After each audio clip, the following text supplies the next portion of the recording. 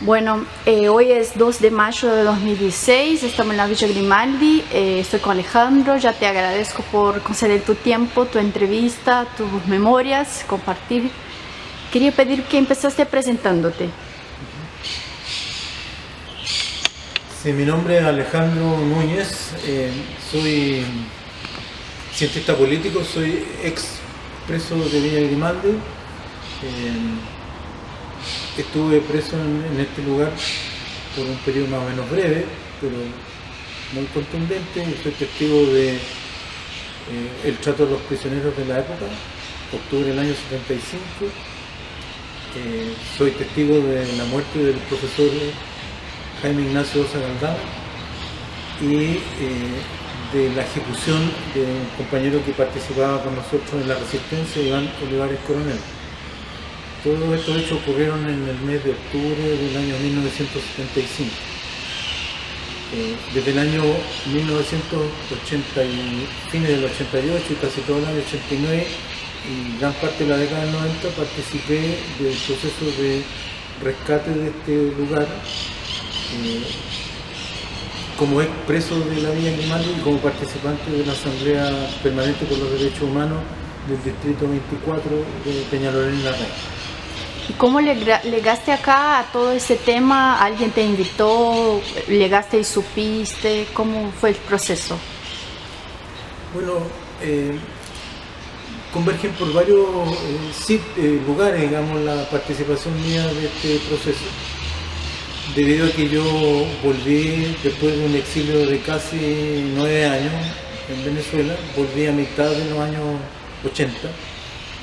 Y después de un tiempo me incorporé al activo democrático que luchaba contra el régimen dictatorial de la época, en tareas públicas, políticas abiertas a través de el Movimiento Democrático Popular, que era una agrupación de partidos de izquierda que fueron un referente donde convergían los partidos de izquierda que habían sido proscritos, perseguidos durante la época de la Unidad Popular: el Partido Socialista, el Partido Comunista, el MIR y otras agrupaciones pequeñas de la izquierda, que más un movimiento social antidictatorial que se incorporó a este Movimiento Democrático Popular, que era parte, digamos, de un activo democrático más amplio donde participaban otros grupos políticos en la lucha contra la dictadura en los años 80.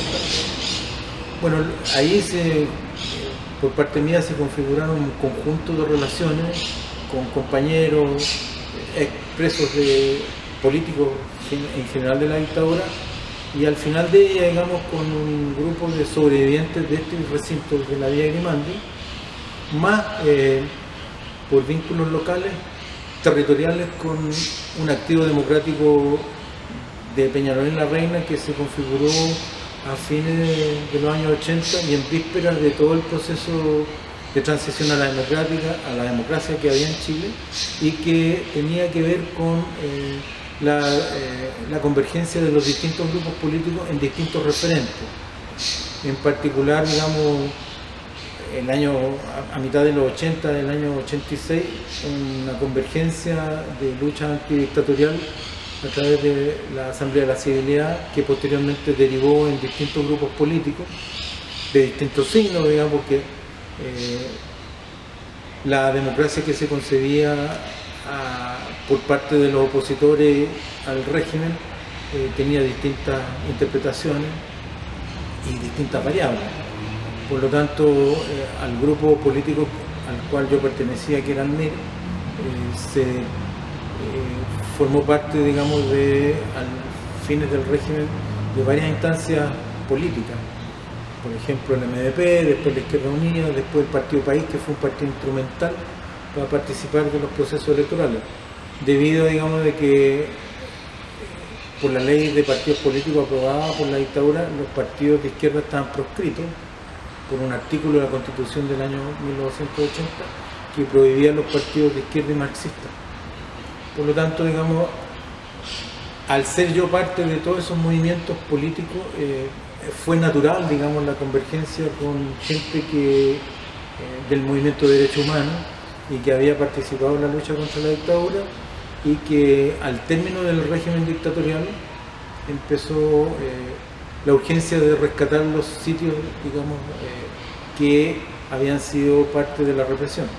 En particular digamos, que fue un sitio emblemático y que al final de la dictadura está todavía en manos de personas ligadas al régimen, y que por medio de primero que nada, de un movimiento vecinal, se dio, digamos,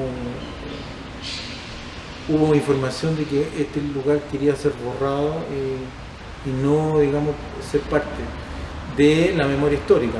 Por lo tanto, digamos, fue casi natural que convergieran los expresos políticos, el movimiento vecinal, más algunos actores políticos emblemáticos de la época que empezaron a tener sensibilidad con el tema del rescate de estos sitios, como la Villa Grimaldi, como Londres 38, como el Cuartel Ollagua, que es José Domingo Cáñamo, como Tejas Verdes, etc.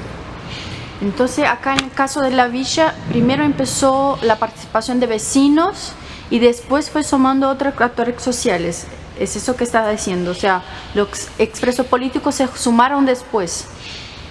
Sí, yo diría que fue casi simultáneo, pero yo diría que efectivamente esto fue un movimiento de carácter territorial vecinal que se apoyó mucho en las organizaciones locales que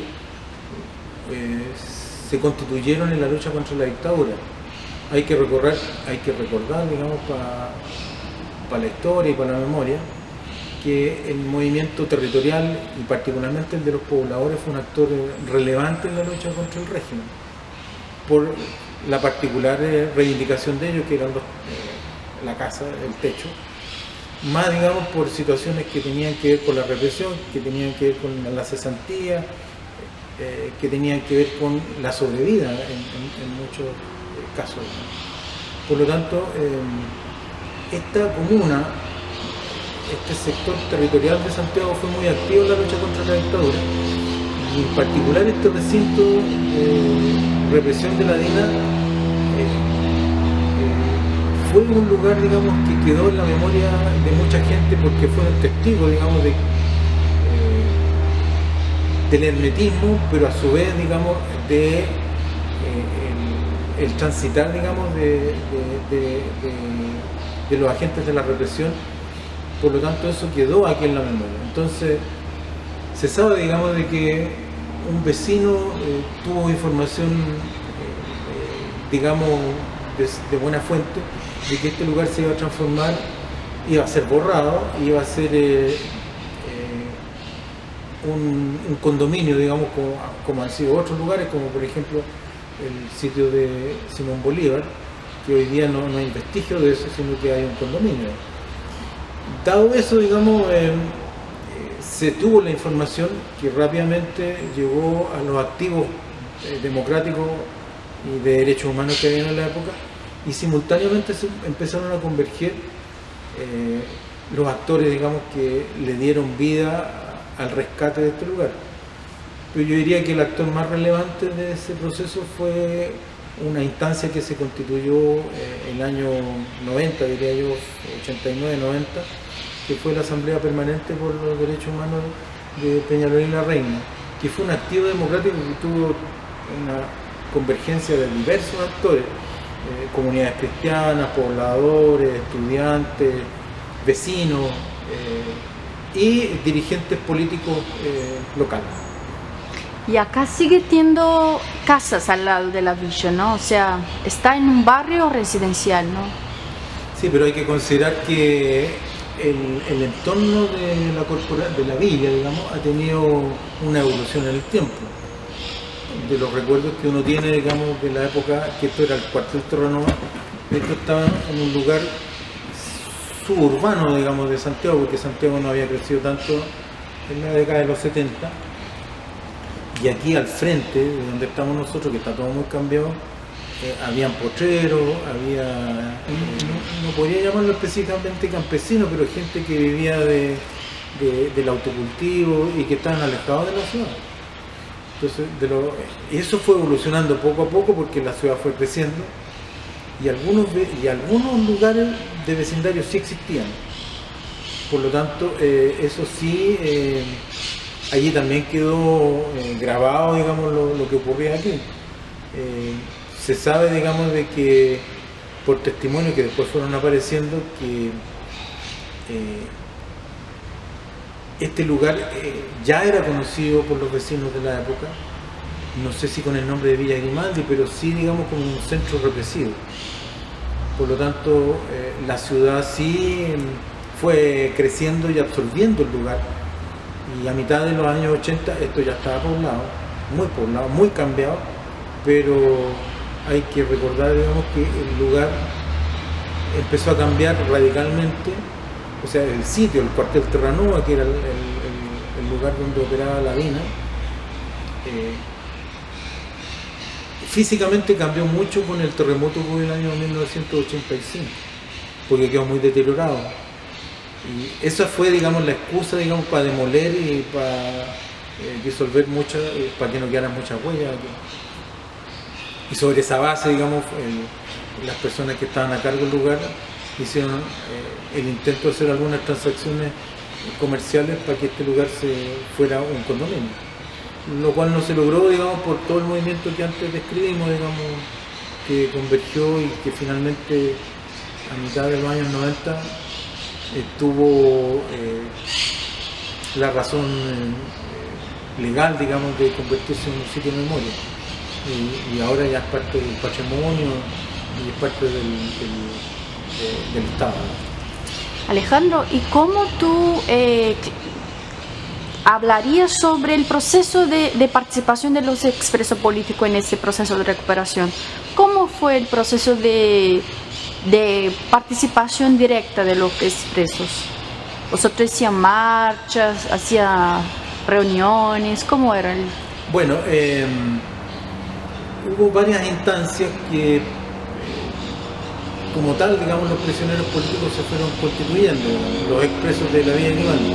Hay que situarlo esto en un contexto, hay que considerar, digamos, de que por las presiones políticas de dentro y fuera del país, el régimen se vio obligado, digamos, en vísperas del plebiscito del año 88, a decretar el fin del exilio, lo que permitió, digamos, la llegada masiva de exiliados desde el extranjero. Eso fue una fuente, digamos. La otra éramos los expresos que habíamos, los que nunca salieron del país, que habían estado aquí siempre, que eran los menos, y los que empezamos a llegar a mitad del año 80. Y empezamos a reconocernos, digamos, y a participar en algunas instancias políticas, sociales, etc. Ahora, como tal, el movimiento de los expresos en la gestación de este lugar fue un actor importante. Efectivamente se constituyeron como una organización de expresos que rápidamente confluyeron, digamos, con los otros actores, digamos, que estaban por la recuperación de este lugar. Hay que señalar que ese proceso no estuvo exento de tensiones y incluso de conflictos, digamos, por las distintas visiones que habían respecto de qué se quería lograr con la recuperación de este lugar. Hay que recordar, digamos, para la historia, digamos, de que el nombre que lleva este lugar, que es el Parque por la Paz Villa Grimaldi, surgió, digamos, de una asamblea y de la idea de los pobladores, particularmente la iniciativa de una pobladora, digamos, que dijo que este lugar tenía que pasar a la historia como eso. Y en la época también había visiones que tenían que ver, que han ido convergiendo, digamos, que en el tiempo se han visto que no son excluyentes, que este lugar sea un museo, ¿ya? Pero hay que considerar, digamos, de que el fin del régimen dictatorial era concebido de distinta manera por los distintos actores políticos y sociales. Algunos hablábamos del derrocamiento de la dictadura, otros hablaban del fin del régimen, y esas premisas permitieron, digamos, o no permitieron, digamos, efectivamente que se plasmara en la concreción de este lugar, no hubiera una visión única al principio. Finalmente, digamos, la dinámica de los hechos fue transformando esto un poco en forma paralela a cómo se fue dando la transición política. En el año 90, como te decía anteriormente, el presidente de la época, Elwin, que era parte, digamos, de una de las cosas más sentidas de la época, convoca a una comisión para que estudie a fondo, digamos, el tema de la violación a los derechos humanos en los 14 años de dictadura. Esta comisión lleva el nombre del abogado Rettig, y en ese contexto nosotros, los expresos de la DINA, del Tejas Verde, de los sobrevivientes del Londres 38, de Villa Grimaldi, de José Domingo Caña, nos agrupamos y nos reunimos al alero, quien desarrolla, digamos, las condiciones para que nosotros empecemos a conversar, nos organicemos y hagamos los testimonios que van a ser un insumo para el informe Rettig. Es el CODEPO, el Comité por la Defensa de los Derechos del Pueblo. Y allí convergimos un grupo de gente y que los de Villa Grimaldi nos organizamos por periodos. Hay que recordar, digamos, que la villa empezó como cuartel Terranova a funcionar a mitad del año 74, septiembre del 74. Y desde esa época hasta fines, hasta el año 78, hay testimonios de distintos sobrevivientes de la época.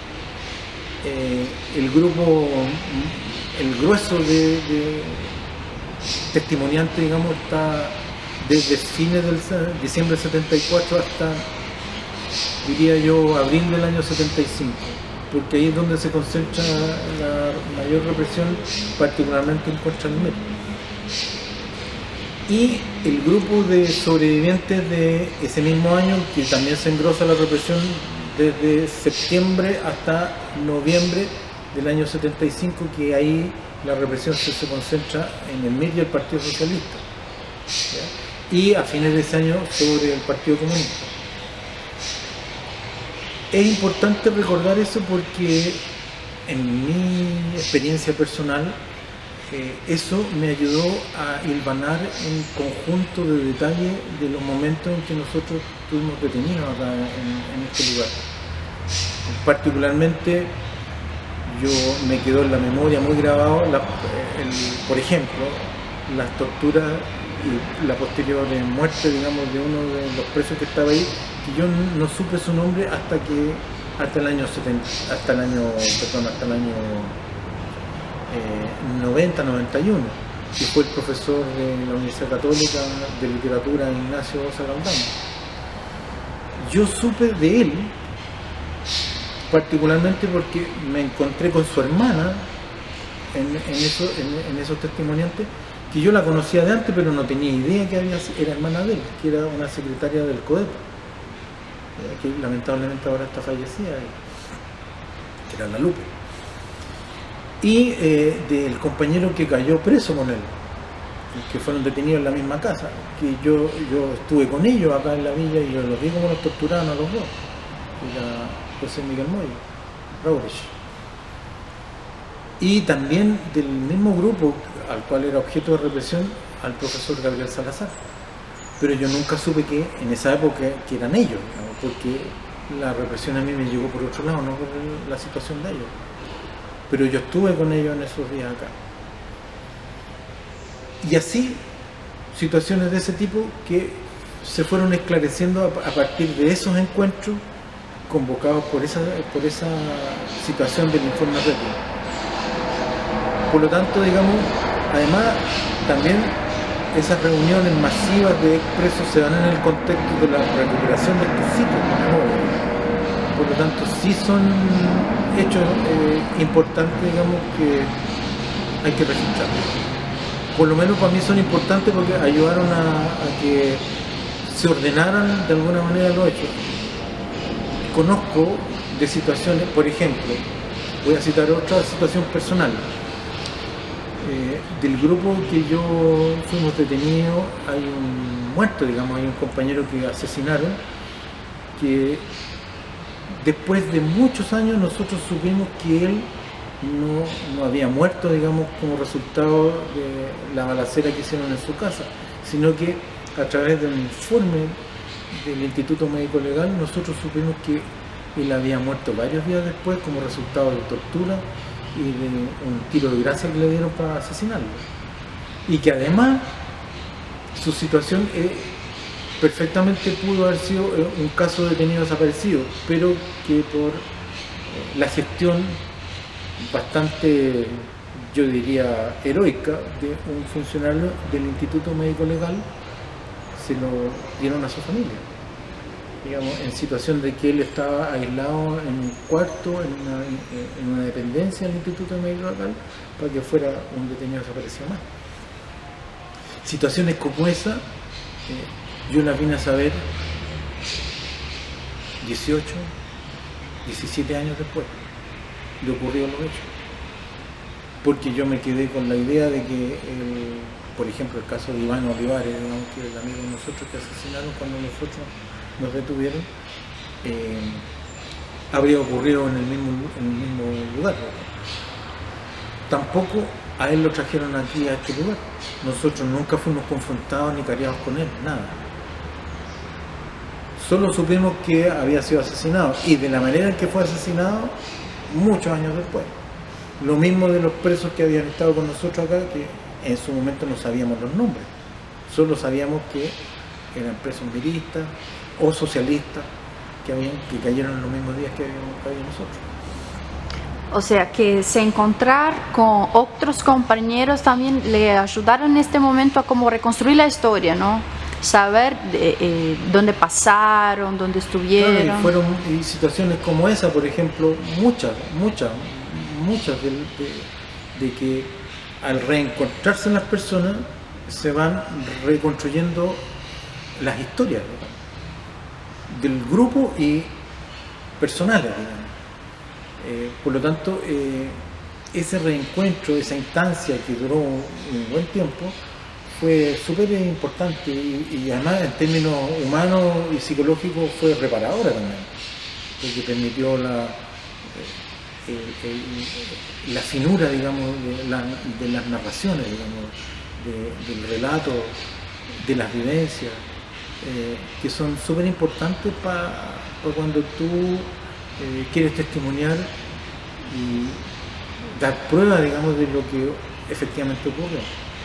El informe Reti se nutrió mucho de eso. No obstante, el concepto histórico del informe Reti tuvo la pretensión, como te dije anteriormente, de ser una especie de verdad oficial, que después se fue y se sigue reconstruyendo. ¿Y acá vosotros hicieron como una asociación de expreso político? Mira, a partir de situaciones como la que te describí anteriormente, se han ido configurando por etapas la organización de los expresos. Hay que recordar, digamos, de que el golpe de Estado, el efecto que tuvo en la sociedad fue un efecto de shock, digamos, es para detener y crear un pánico colectivo, digamos, de que el que se pasara la raya iba a sufrir las consecuencias. Por lo tanto, la represión de los primeros meses del golpe de Estado fue masiva y hubo lugares masivos de detención como el Estadio Chile, el Estadio Nacional, Chacabuco, Pisagua, etc., donde la represión era masiva y donde fue brutal también, porque hay que recordar que en ese contexto se dio la caravana de la muerte, que recorrió todo el país asesinando gente por no solo generar un estado de shock, sino que sentar un precedente, digamos, dejar claro de que a los opositores del régimen y a los resistentes que tuvieran una actitud de resistencia o de oposición, les podía pasar esto. O sea, era un aviso, ¿no? Y además para cobrar, porque hay que reconocer que el golpe de Estado tuvo apoyo por parte de la población chilena. Los civiles. No menores, digamos.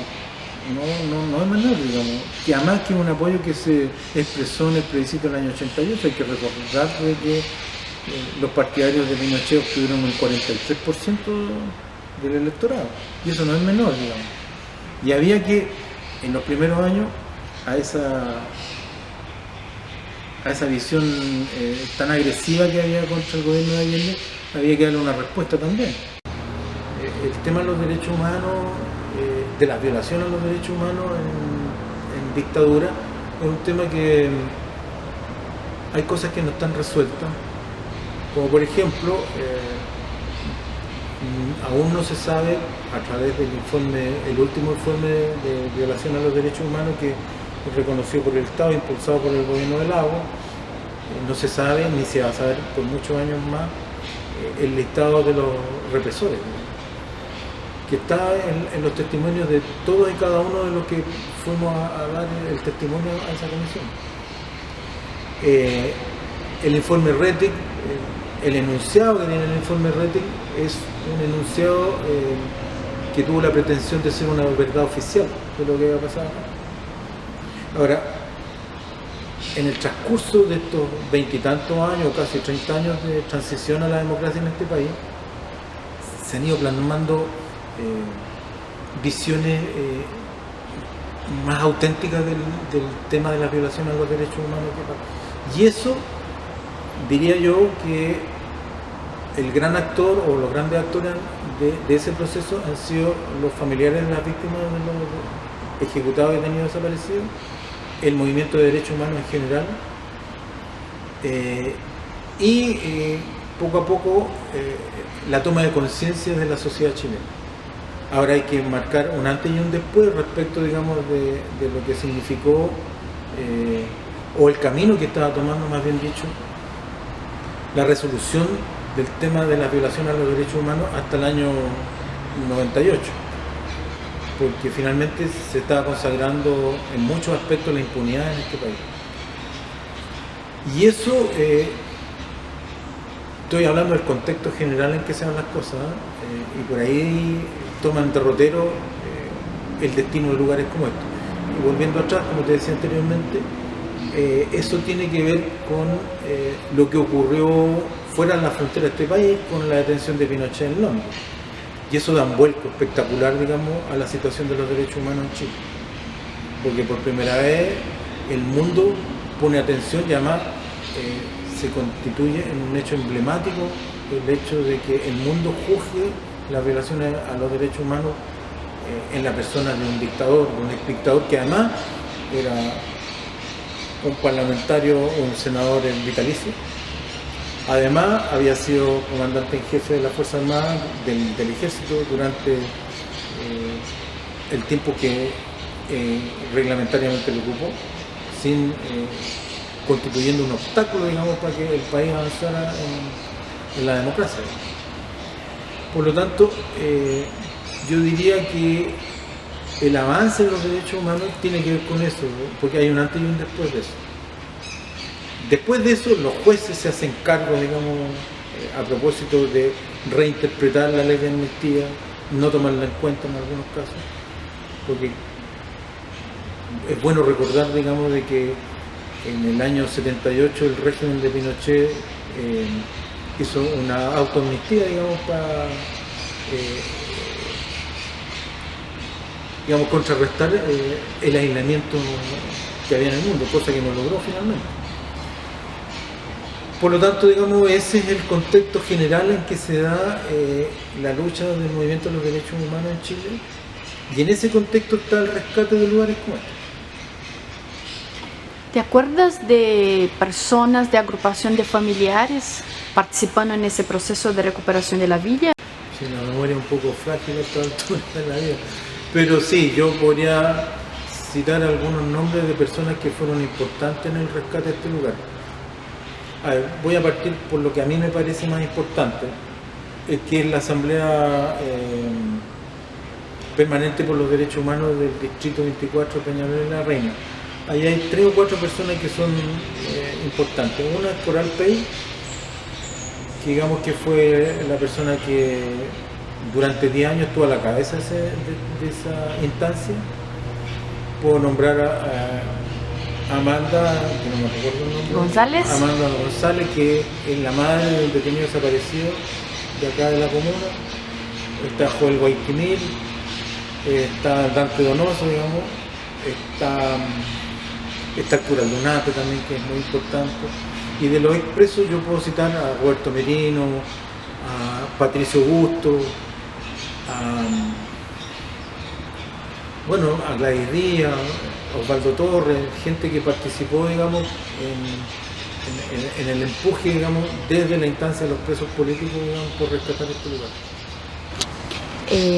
¿Y te acuerdas de manifestaciones que vosotros hicieron acá frente? Teníame dicho antes también, en la previa de la entrevista, que usted llegó a venir acá antes, ¿no?, de todo ese proceso.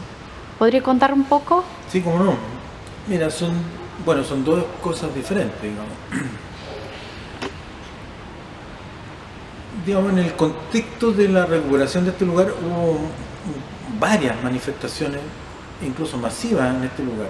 De hecho, hay testimonios gráficos de todo eso. Hay que considerar, de nuevo con el contexto, que es muy importante porque las cosas no se entienden si no se le da un contexto.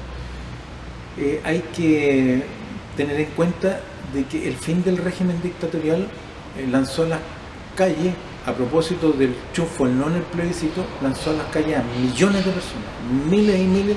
Además es una movilización sostenida que duró días y semanas, porque el movimiento social antidictatorial que se había constituido en los años 80 quería más, digamos, que un entendimiento con las autoridades para fijar las normas de la transición, sino que quería democracia lo más avanzada que se pudiera. Y eso implicaba, por ejemplo, libertad a los presos políticos que están en las cárceles. Eso implicaba el fin de la Constitución del año 80. Eso implicaba elecciones al año luego, digamos, y no en el itinerario que se había fijado por parte del régimen. Bueno, todo eso además generó un movimiento muy masivo y extendido que se expresó en las calles. Y este lugar no estuvo ajeno a eso, sobre todo, digamos, cuando se puso en marcha el movimiento de rescate por este lugar. Entonces hubo muchas manifestaciones de las cuales nosotros participamos. Previo a eso hay dos acontecimientos, uno de carácter anecdótico mío personal y otro, digamos, que fue como un hito, digamos, para dejar sentado, digamos, de que se iba a iniciar un proceso de recuperación de este lugar por parte de un grupo de presos políticos. El primero de ellos tiene que ver con una experiencia mía personal, que fue un año después de que yo volví al país, el año 1986, pues yo entré al país el año 85, de nuevo, de vuelta. Yo tenía fijo en la mente qué había pasado con este lugar, porque bueno, hay que comprender, digamos, de que el haber pasado por acá y sido testigo de las cosas que nosotros fuimos testigos es bastante marcador. Es una experiencia que determina en mucho, digamos, lo que uno va a hacer, lo que uno va a estar pensando y lo que va a hacer en el futuro. Por lo tanto, yo vine a este lugar en el año 86, un poco a hurtadilla, un poco con mucho temor, pero no quería no venir porque quería saber qué había pasado en este lugar. Vinimos un día, fin de semana, puede ser un día sábado, un día domingo, ya no me recuerdo exactamente. Yo por aquella época tenía un vehículo y una amiga me acompañó porque yo le había contado de lo que había pasado en este lugar y me acompañó a este lugar y pasamos por el Frontis.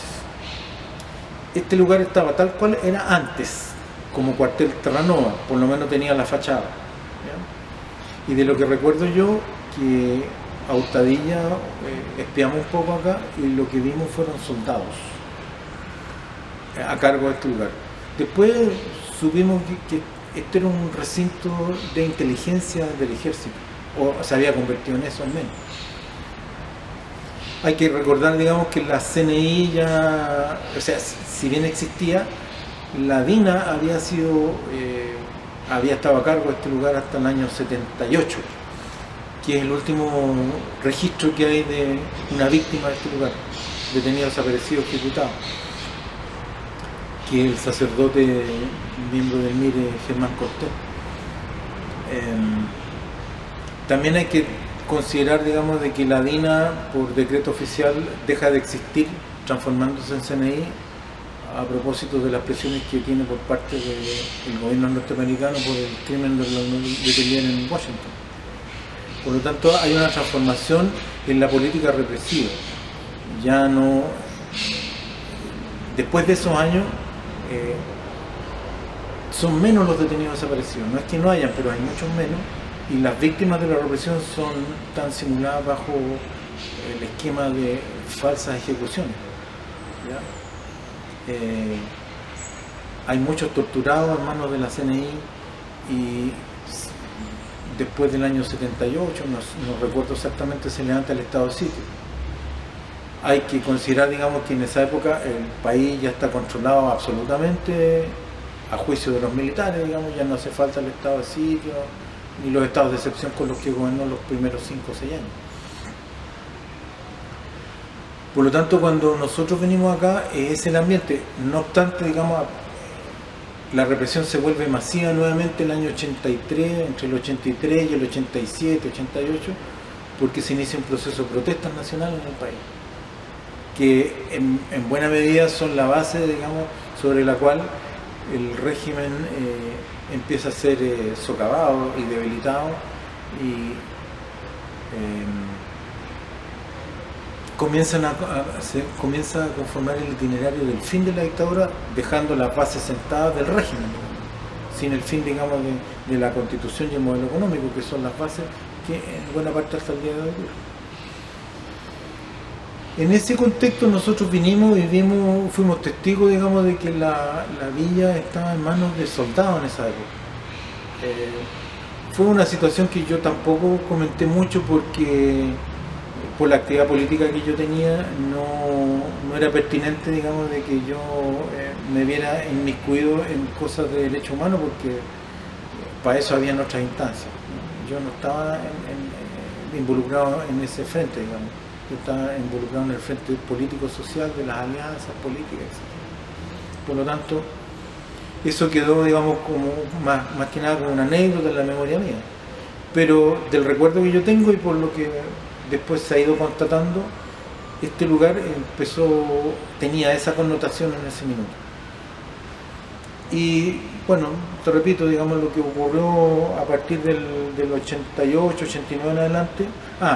Y me falta el otro episodio, digamos, de que después del plebiscito del año 88, y como yo había trabajado cercano en la revista Análisis y tenía contacto con mucha gente, vinimos un grupo de expresos para acá y nos situamos frente al portón de la Villa Grimaldi, que ya estaba desmantelada en esa época, no había casi nada, no la cuidaba nadie. Y aquí adentro estaban los vestigios de lo que había sido el cuartel Terranova.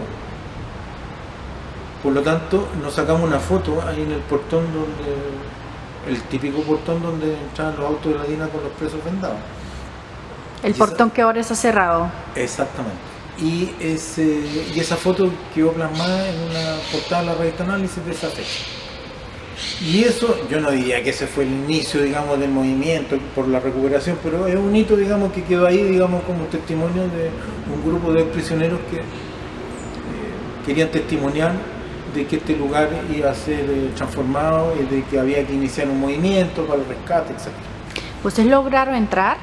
No logramos entrar. Nos sacamos una fotografía en la puerta. Y otras actividades que te acuerdas, sí, tuve en 94 un acto grande, ¿no? Okay. Sí. Eso fue cuando bienes nacionales... la apertura inicial. La apertura, cuando bienes nacionales entrega la villa al Estado chileno. Y se hace un acto grandísimo acá, que es oficial. Después de eso hubieron muchos actos, ya con autoridades, incluso... En el primer gobierno de la Michelle Bachelet se hizo un acto grandísimo acá, donde ella vino, porque ella fue presa de acá con su madre, etc. Pero sí tengo recuerdos de todos esos actos que hubo posteriormente, porque yo participé. Estuve acá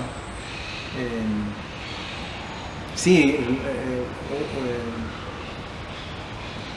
también recuerdo actos culturales, políticos culturales muy masivos de mucha gente acá, incluso antes, digamos, del año 94.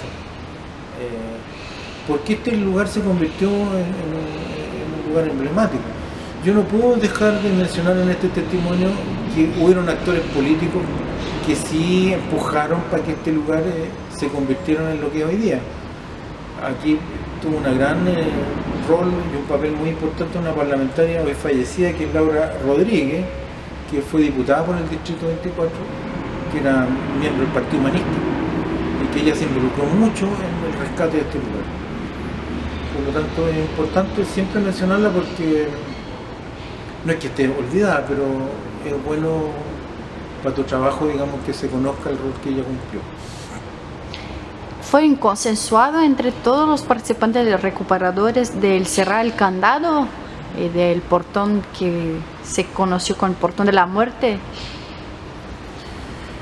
Mira, yo diría que sin existir la participación directa de todos los actores, yo creo que no es, en mi opinión, no es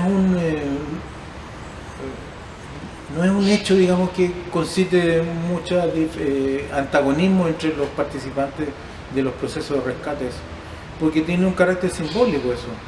No creo que si tú le preguntas a los expresos, a distintas sensibilidades que participan en el rescate, tengan conflicto con eso. Yo creo que no estoy seguro de la participación de todas las instancias, pero sí yo creo que simbólicamente lo que hizo el padre Aldunate representa a todo el movimiento que participó en el rescate de este lugar. Padre Aldunate es un que se quedó con las llaves, ¿verdad?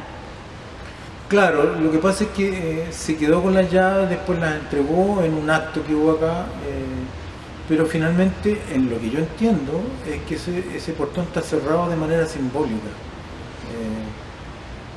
porque se representó por parte del activo que trabaja acá, que ese lugar no iba a ser abierto nunca más con el objetivo que se abrió antes. Eso es lo que yo entiendo. Usted personalmente, cuando hubo la discusión de lo que hacer acá, ¿no? O sea, en el marco del proceso de recuperación, usted mismo dije que tenía la propuesta de hacer un parque, otra propuesta de hacer un museo. ¿Dónde usted se quedó? ¿Qué te parecía en el periodo? Mira, yo creo que la discusión era interesante, pero yo creo que la pauta la dieron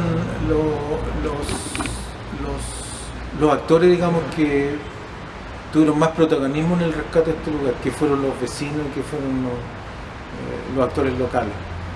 Y yo me quedo con lo que ellos postulan, digamos, de que este lugar tiene que representar lo que es, digamos, es un parque por la paz que simbolice que aquí y en este país ojalá no se vuelvan a repetir nunca más las violaciones a los derechos humanos que hubo. Y yo creo que un parque por la paz simboliza eso.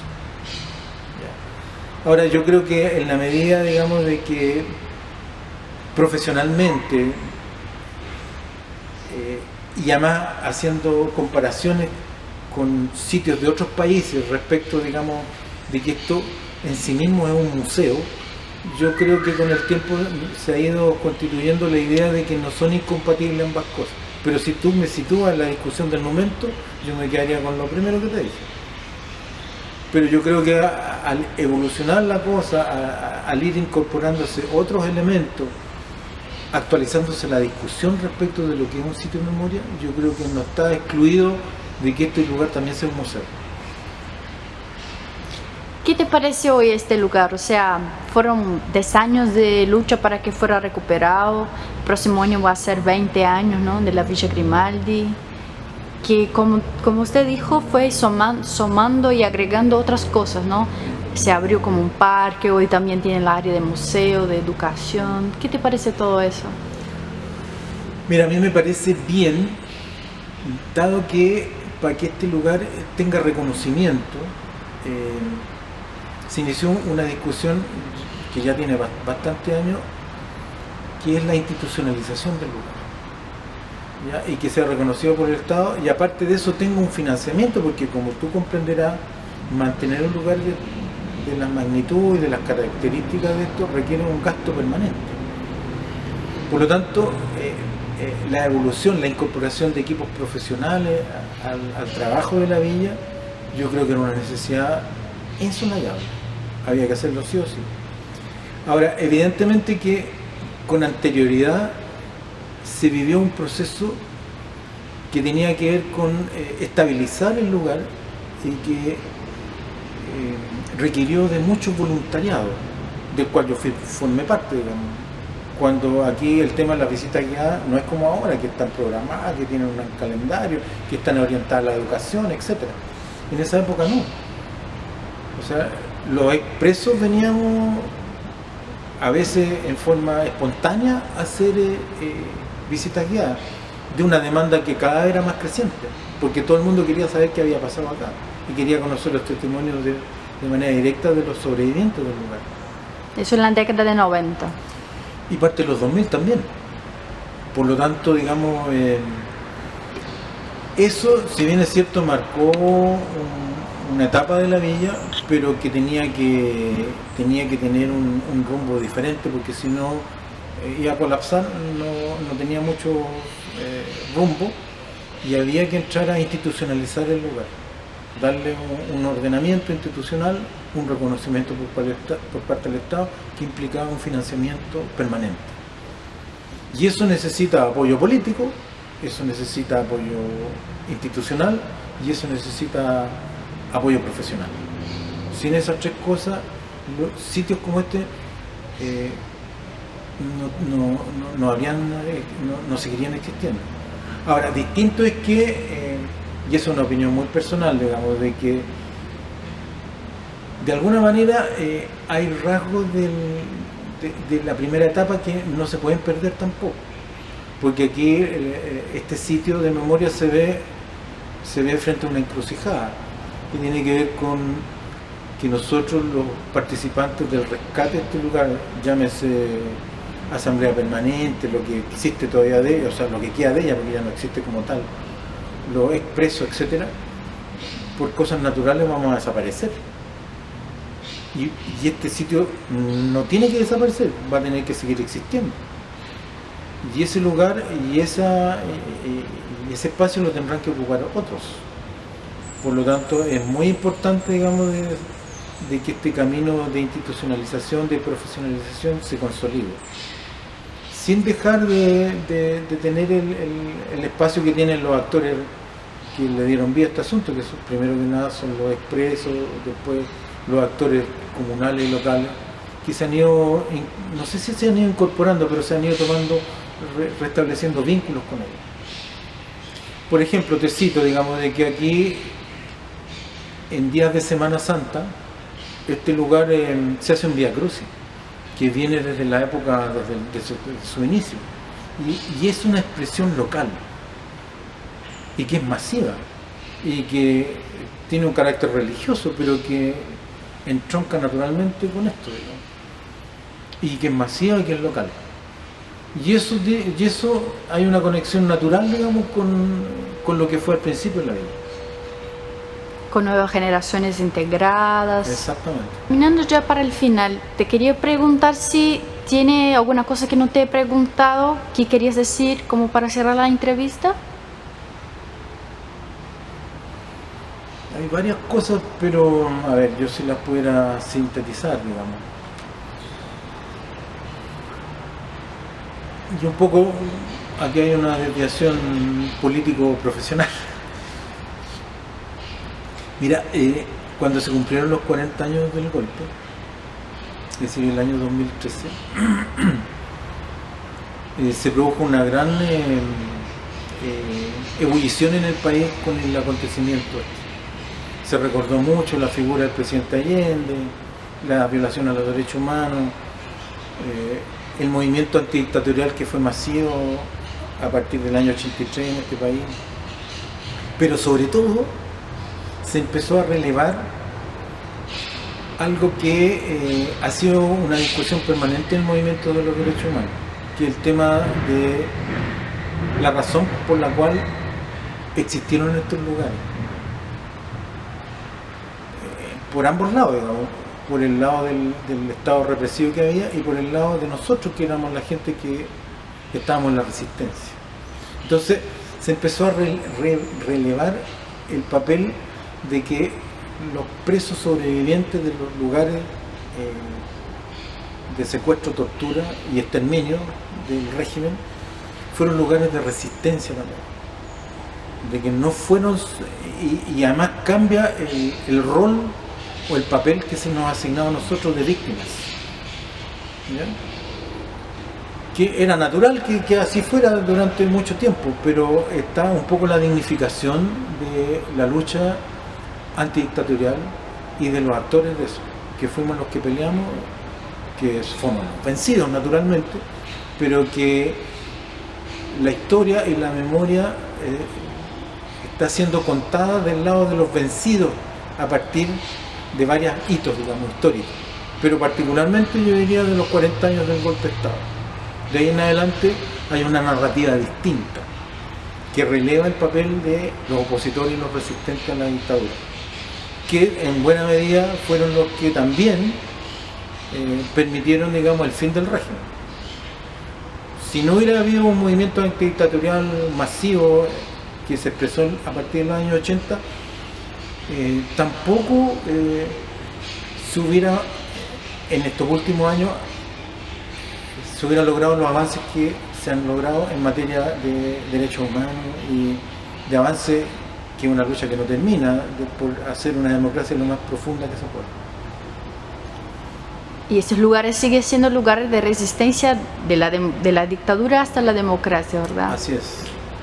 Bueno, ¿quieres decir alguna cosa más? No, está bueno ya. Muchísimas gracias.